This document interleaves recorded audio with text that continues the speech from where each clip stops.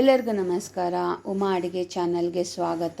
ಅಕ್ಕಿ ಉಪ್ಪಿಟ್ಟು ರವೆಯಿಂದ ಹುಳಿ ಉಪ್ಪಿಟ್ಟು ಯಾವ ರೀತಿ ಮಾಡೋದು ಅಂತ ನೋಡೋಣ ಬನ್ನಿ. 2 ಕಪ್ಪಷ್ಟು ನಾನು ರವೆಯನ್ನು ತೊಗೊಂಡಿದ್ದೀನಿ. ಇದು ಘಮ ಬರೋವರೆಗೂ ಚೆನ್ನಾಗಿ ಫ್ರೈ ಮಾಡ್ಕೋಬೇಕು.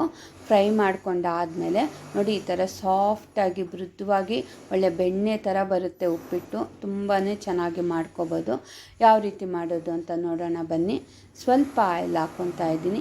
ಸಾಸಿವೆ, ಜೀರಿಗೆ, ಉದ್ದಿನಬೇಳೆ, ಕಡಲೆಬೇಳೆ, ಹಸಿ ಶುಂಠಿ ಮತ್ತು ಹಸಿಮೆಣಸಿನ್ಕಾಯಿ, ಕರಿಬೇವು ಸೊಪ್ಪು.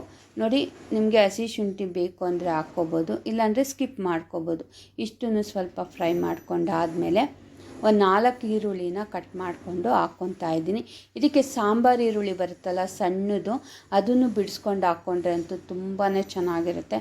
ನೋಡಿ ಇದು ಈಗಿನ ರೆಸಿಪಿ ಅಲ್ಲ, ಇದು ತುಂಬ ಹಿಂದಿನ ರೆಸಿಪಿ. ನಮ್ಮ ಅಜ್ಜಿಯವರು ಮತ್ತು ನಮ್ಮ ತಾಯಿಯವರೆಲ್ಲ ಮಾಡ್ತಾಯಿದ್ರು. ತುಂಬಾ ಅದ್ಭುತವಾಗಿರ್ತಿತ್ತು.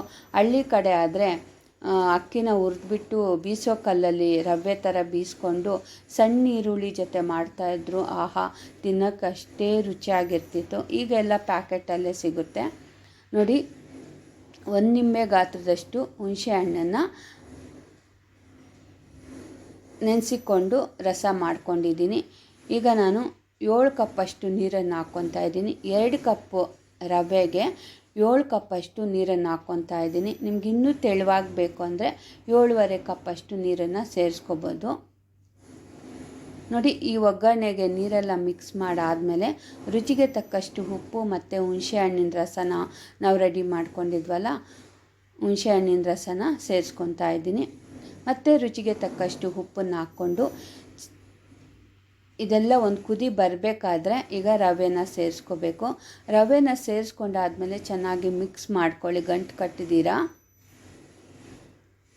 ಇದು ಸಾಮಾನ್ಯವಾಗಿ ಉಪ್ಪಿಟ್ಟು ರವೆ ಅಷ್ಟು ಗಂಟು ಕಟ್ಟೋದಿಲ್ಲ. ಅಕ್ಕಿ ರವೆ ಸ್ವಲ್ಪ ಅಷ್ಟಾಗಿ ಗಂಟು ಕಟ್ಟೋದಿಲ್ಲ.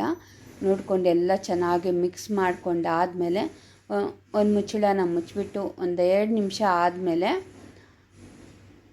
ಮುಚ್ಚಳನ ತೆಗೆದ್ರೆ ನೀಟಾಗಿ ಉಪ್ಪಿಟ್ಟು ಎಲ್ಲ ನೀಟಾಗಿ ಬೆಂದಿರುತ್ತೆ ಮತ್ತು ಪರ್ಫೆಕ್ಟಾಗಿ ಉಪ್ಪಿಟ್ಟು ರೆಡಿ ಆಗಿರುತ್ತೆ. ನೋಡಿ ಅಕ್ಕಿ ಉಪ್ಪಿಟ್ಟೀಗ ರೆಡಿ ಆಯಿತು. ಇದನ್ನೆಲ್ಲ ಚೆನ್ನಾಗಿ ಮಿಕ್ಸ್ ಮಾಡಿಕೊಂಡು ನೋಡಿ ಸಾಫ್ಟಾಗಿ ಬಂದಿದೆ. ಇದಕ್ಕೆ ಸ್ವಲ್ಪ ತುಪ್ಪ ಹಾಕ್ಕೊಂಡು ತಿಂತಾಯಿದ್ರೆ ಅಂತೂ ತುಂಬಾ ಚೆನ್ನಾಗಿರುತ್ತೆ. ನೀವು ಮನೇಲಿ ಮಾಡ್ಕೊಳ್ಳಿ. ಕಮೆಂಟ್ ಮುಖಾಂತರ ತಿಳಿಸಿ ಯಾವ ರೀತಿ ಬಂದಿದೆ ಅಂತ ಹೇಳ್ಬಿಟ್ಟು. ಈ ವಿಡಿಯೋ ನಿಮಗೆಲ್ಲರಿಗೂ ಇಷ್ಟ ಆದರೆ ಲೈಕ್ ಮಾಡಿ, ಶೇರ್ ಮಾಡಿ, ನನ್ನ ಚಾನಲ್ನ ಫಾಲೋ ಮಾಡಿ.